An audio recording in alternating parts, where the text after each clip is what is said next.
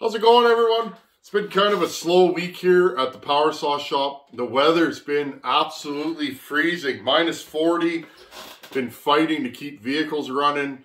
We had like 60-mile-an-hour winds for a day a few days ago, so I got home from work and I was stuck on the road. I had to plow my way into the yard and get the skid steer running. You guys that live in the Arctic know when the weather changes, everything gets put on hold and you got work to do. It was minus 44 Celsius when I woke up this morning. It was like just after 5. I came out here first thing, lit a fire because I knew I wanted to do some saw work today, and kept the fire going this morning. Again, it takes 2-3 hours to get the shop warm. It's nice and warm in here now, but it's a battle. It's definitely a battle in winter to keep things rolling. I'm going to tell you guys why this saw is on the bench today. We're not working on this saw, but I want to show you guys something which relates to my whole, my way of thinking now. When I first started building saws, the only thing that mattered is how fast could I cut. How fast did it cut cookies? How fast was the saw? And I think that's normal when you start porting. How fast was it? Well, when I was porting, for me, again, I don't run saws every day. Longevity wasn't really a thing in my mind. It was an afterthought. And once I got, hooked up with the boys from the West Coast, and I got a buddy in the South there who runs a tree service. He's cutting 6 days a week. I started to get a glimpse of the life of a sawman and what's important. And what I found out was what's important in a work saw is not speed. I've never heard a sawman say, if you send him a saw that's the most powerful thing ever, but it's got its little issues. Maybe it doesn't start good, or it idles funny, or maybe it runs too hot. I've never heard a sawman say, oh, I love this saw. It's the saw that kind of encompasses everything. It starts good, it idles. It's not too hard on fuel. It's got enough power, and it's lasted the test of time. And I was talking to my buddy this morning. He's had one of my saws for several years. He's still running it, and he just talks about why he loves that saw. And I take note of this stuff because it's not always the fastest saw that makes the best work saw. And in fact, it's rarely the fastest saw or the strongest saw. It's the saw that's just stone dead reliable. And so what I focus on a lot, I take notes. And I listen to the guys that are going to be running my saws, what their little complaints with certain chassis, and this always breaks or that goes wrong, and I file that. And as I build them, I think, how can I make these saws better? Now I'm going to bring you guys in and show you something on the 266-61. You guys see we're building these hot rod saws. I've had some comments how a 272 ported stacks up to a 372. They're not in the same realm. Why? Stroke. A 372 has more stroke. More stroke means more pull on the bottom, doesn't it? A 372 is going to move more air than a 272 for the sheer reason it's got a longer stroke, friends. Also, it's going to make more torque, things like that. So a really warm ported 272 isn't usually going to roll with a warm ported 372. They're kind of a different saw. I like both of them. They're different tools for different jobs. Guys that cut full time, a lot of guys, they're going to run a ported 372. Why? Because it's a one saw deal. They can cut big wood. It's not going to be as fast as if they pull out their 395. They can cut smaller wood. Maybe it won't be as zippy as a really hot 60cc saw and smaller wood, but it encompasses a good all-around saw. And this is what I hear again and again. Okay, this chassis here, any of you guys that run this chassis may know, these things are known for being soggy. This is the soggiest saw I have. I'm going to bring you guys in. Let's have a look at it. Okay, I'm just going to roll you guys back a little bit. These saws, you guys can see this, when I put the bar tip on the the bench, what do you see? The handle's flexing, look, okay? Look at the back of the saw. Do you guys see that? Look, see how it's basically hitting the top cover, okay? Now, that's why I always stress, if you're gonna work on one of these, put new AV mounts in them. There's 6 of them. There's one here, one there, and one there on each side. Okay, now, what is the problem with that? Well, if it was just flexy, you get used to it. You guys see that? Put your light on here. Now, often with these, they will throttle up when you touch the bar tip on the ground. Now, what exacerbates that is if you put this has a 20-inch bar, and see how flexible it is. Well, we run 32s on these and 28s, okay? But if you guys see that, I'm not even trying, right? So you rest the tip of the bar on the ground, and what happens? Well, the saw throttles up. So, not an ideal situation for these. You can put new mounts in them. They will be stiffer, but these saws are still flexy. That's just how they are. This is before spring AV mounts. I'm going to show you guys something I've been working on for a couple of years, actually. I'm going to show you what I have tried and what I haven't. But for a couple of years, I've been working on an easy system to try and fix this. Okay, so this is the new handle for Hogan's 266, 272 jobby that I'm building. I took this off of a 272 that I have. Just a part saw. This is a really nice handle. It's clean. It's got a beautiful trigger assembly. And again, that's a new style flippy cap. I'm going to give you guys the part number for that. Just hold on. I've been using these. It fits. There's the part number. 522-620001. Okay, it's for all the new saws. Okay, I've been buying these and throwing them in my 372s. My 266 has one now. Love these. These are the best cap ever made. And if it gets stuck, it's even got a slot for your scrunch. Okay, I put a new fuel line in this and filter. Again, I always cut my lines so that, okay, you hear that? So that the fuel hose doesn't get stuck anywhere. These are generic ones that I buy. They seem to last, but they're too long, right? They're for 288, 281, 266. Now, what do you notice on here? I got these 2 rubber mounts that I think this is going to solve my issue. Now, I've been working on this for a while. It seems like such a simple problem, but it's not. Now, over the years, I actually mounted a 3rd mount to the compression hole, decomp hole. I've tried a bracket that goes here. The problem is with these, and I'll show you guys the handle. Here's my old school 266. There's not enough room here to get an extra mount, right? Even if your decomp's here and you weld a bracket to it, there's just not enough to put a spring AV in there. I tried a rubber AV, and what actually happened, they were melting and just breaking after one run. So, you guys know this saw. I've had this thing forever. Old Betsy. Look at that nice sticker. Jan, once again, buddy, thank you for making me those stickers. Okay, the old girl. Okay, so this one's fairly stiff, but still, look. It still moves, okay? You put a 28 or a 32 on that, and if you don't adjust the throttle linkage and make it fit just right, your saw will throttle up when you touch the tip on the ground, which is not a fun feeling, because what ends up happening, it goes boom and pulls you into the wood. Not the best deal. Nothing's worse than a saw that revs up when you're not expecting it. Okay, so what I'm doing today, and again, this is the stuff that matters to me. When customers say, hey man, I love this chassis, but I hate the way they throttle up. Especially, think about it. If you're in a cut, you're falling, right? I'm building falling saws here.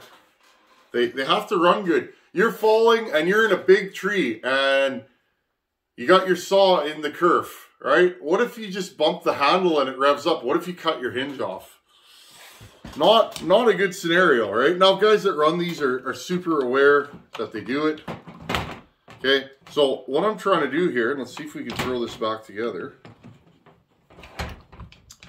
Now, if you guys remember, I use these aftermarket mounts, and they're tight, okay? And I like that. They're slightly wider than the stock ones, but what happens when you put these in, when I first bought these, I was like, oh, great, another aftermarket part that doesn't fit properly. And, you know, it's really easy to write things off, you know. But these fit perfectly in here. Okay, you just got to push them in and get them preloaded. But once you do that, they're in there and they're not moving. Now, I'm going to put all the screws back in. Oh. Remember, I just play a saw builder on the YouTube. I still fumble with it. I fumble with things just like you guys do, right? Especially when you have the camera on. When you have the camera on, if you're going to have an issue, that's when it's going to rear its ugly head. I don't know why. There you guys go. If you can't laugh at yourself, who can you laugh at? Remember, guys, I take being a good friend seriously, being a husband seriously, being a father. I try not to take my saw building seriously. I don't know. Life's too short. Life's way too short. Okay, what do we got here? Okay, put these screws in. Get them started.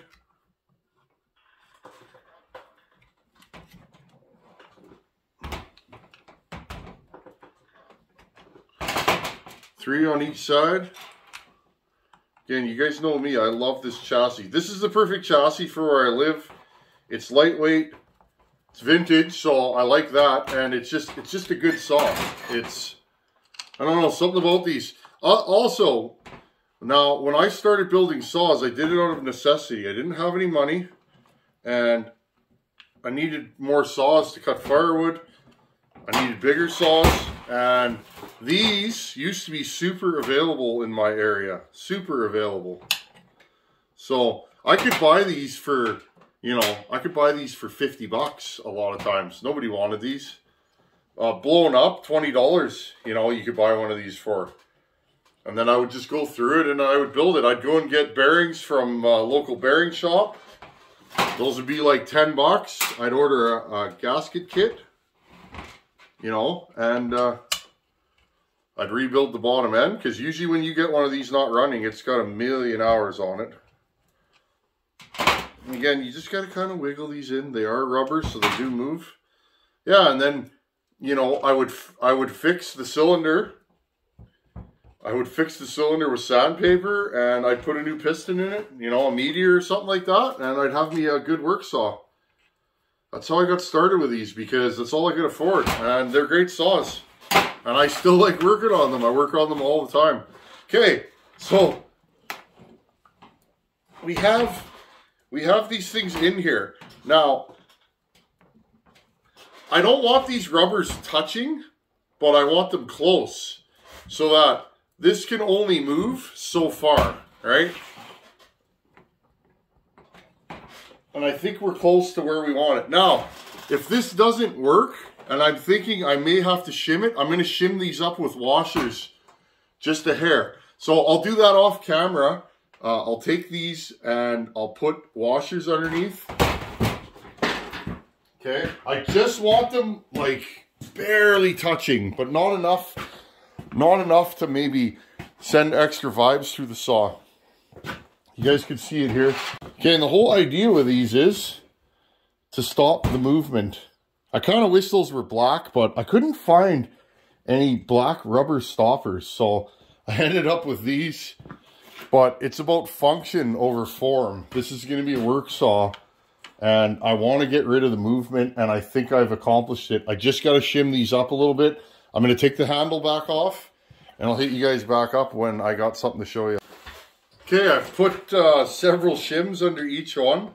I know this kind of stuff might be funny to, you know, some people that are newer at building saws and that, but this is the stuff that I deal with because guys that are running my saws, they live on a saw. Their saw is, you know, their saw is an extension of their body, and you know, when they say, you know, I like that chassis, but I wish it would do this or that. Well, right there, that gets my brain going, and it's all in the details on a work saw to me.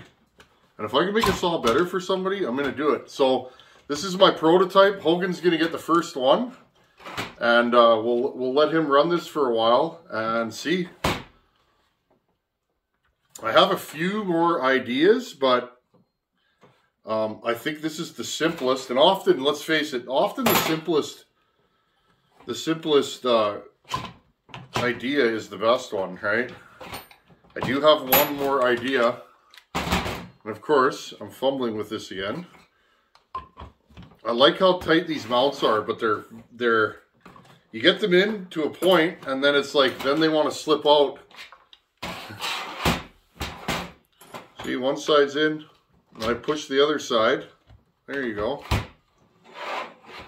Once they're in there, you usually don't fight you too bad. And then you just got to pull it back a little bit. Okay, there we go. We're making contact. I think this is going to work. I'll know once I get the handle on this thing. Get my 4mm square going here.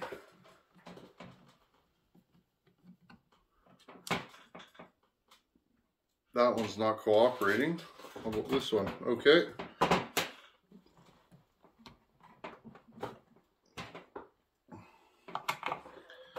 And again, if you ever are going to pull these mounts out of these saws, well, they usually break. So if you're gonna horse around with the mounts on one of these, make sure you got a spare set, because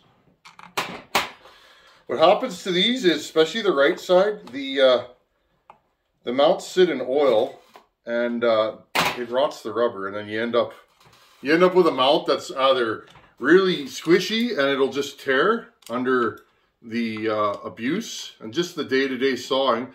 But again, like I said, if you reef on these handles on these saws, you'll rip the mounts pretty easily. All these old saws with rubber mounts do that. So it definitely pays to be a smooth sawyer if you're going to run one of these saws.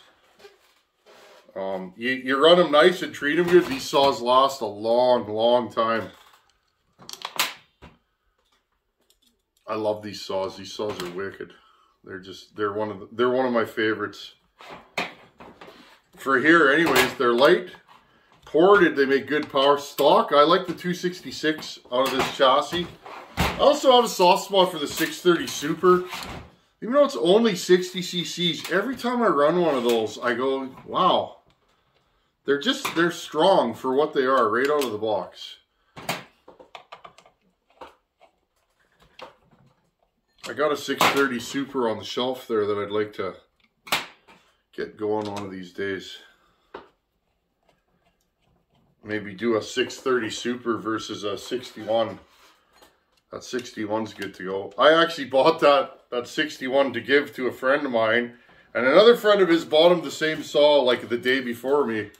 Funny story. I don't know how that worked, but so yeah, it's like, well, I got you this saw, and he's like, well, I don't really need two. Okay. So I've just kept it, and it's here. I'll do something with it one day. Just a good, trustworthy firewood saw. Nice to look at too. I like those old white tops. Okay. Now, I didn't want this thing to be reefing down. Oh yeah. Wow, there you go. I think I've solved it. 2 years I've been messing around with this, and it's so funny. I can't remember what I was doing. I was working on a saw, and I looked at this rubber piece on the saw, and I was like, there it is, the answer to my question. And I was walking through a hardware store the other day, and I know it's funny, hardware parts on this saw, but I was walking through a hardware store the other day, and I seen these rubber bumpers. Now, I've been looking for black ones, but I haven't found the right dimensions, and when I find them, they're too soft. These are really hard. And So I found these, so I was like, there it is. And I decided I'm going to try and make this work. I'm going to bring you guys in close, show you what I did. Again, if you run a long bar on these, maybe this is a good idea for you.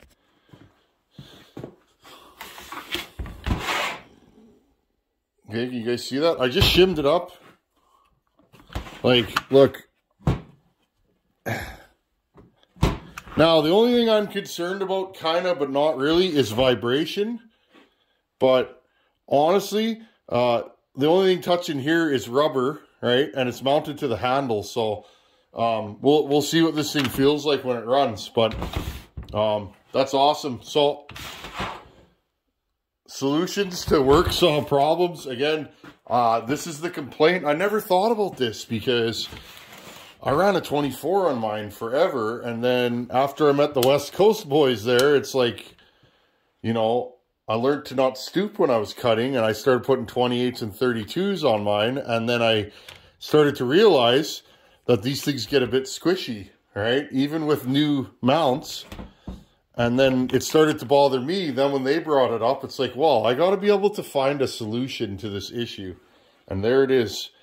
We now have a super stiff 266. I think this is going to work. But again, I'm not going to proclaim that I fixed the issue or any of that. What I'm going to do, I'm going to send this saw out with this and the new handle. Remember, the old handle was leaking right here, like bad. So I had to replace the handle anyways. Again, this has been one of those saws.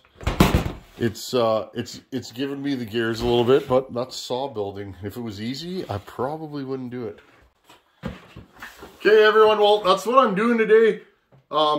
This is the good stuff to me. Yeah, porting's awesome and building's awesome, but it's the little nuts and bolts sometimes of building saws that, you know, the stuff that people don't think about. Well, this is something I've been thinking about for a while, and I'm hoping that this holds up. I'm hoping that these stay, you know, in one piece and will live life. They are rubber. They're genuine rubber, and they're very hard, so hopefully they last. If they don't, I'll let you guys know. But I'm hoping 100% that these things live life on here, and I've now solved this issue. Anyhow, I'll let you guys know. Next time you see this saw, I'm going to rinse out the bottom end. I always keep my bottom ends plugged like this, but I always rinse them out just to make sure nothing's in there. I'm going to put this cylinder, the one that we JB welded. Whoa. I'm going to put this cylinder on here, the one that we JB welded, and run it in this saw, and we'll see. If it runs, it's good to go. If it's no good, then I'll have to do another cylinder for it. It is what it is. Always learning and growing, and always try and share what I know with you guys, and I appreciate you guys hanging out here. Thanks for watching. Take her easy. Later.